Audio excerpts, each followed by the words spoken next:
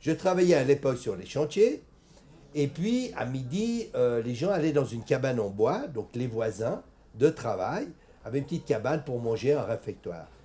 Et tous les jours, je voyais un Espagnol, un grand costaud, noiro, bien les hombres, hein, pas, voilà, qui allait manger, mais qui, jour après jour, était en train de dépérir.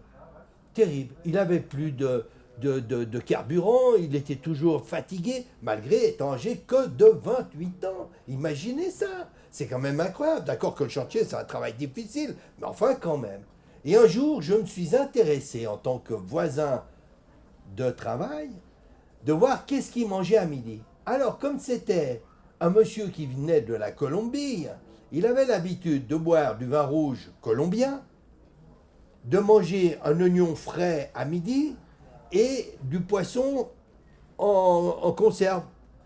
Et ça, c'est bien peut-être en Colombie, mais pas du tout ici, car le vin rouge, c'est de l'importation, les boîtes, c'est de l'exportation, et l'oignon en Suisse, il est humide, il n'est pas sec, et l'air est différent, on le digère différemment. Et quand j'ai vu ça, j'ai dit non, stop, arrête-moi ça, s'il te plaît, c'est pas possible. Tu es en Suisse ici, il faut que tu manges du jambon, du fromage, du pain, tu boives une bière et tu manges une pomme ou une banane. Mais absolument pas des choses que tu as l'habitude de manger dans ton pays parce que pour la digestion, c'est épouvantable, tu vas dépérir. Alors s'il te plaît, change ça. Et il a pris au mot, il a écouté le conseil parce que j'étais quand même son chef hiérarchique puisqu'on travaillait en voisin sur le chantier.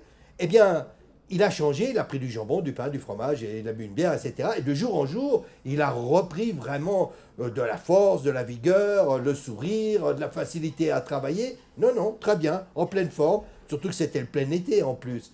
Et il était tellement content que j'aurais pu, tellement il voulait me remercier, de lui dire de sauter du 5e étage, il l'aurait fait, le pauvre. Heureusement, je lui ai pas demandé, non, quand même pas. Hein. Il y avait une petite chanson qui était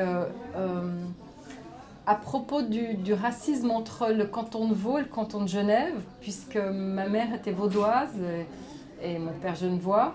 Donc il y avait toujours un petit peu ces bagarres, hein, même à 60 km de distance, on se trouve des défauts.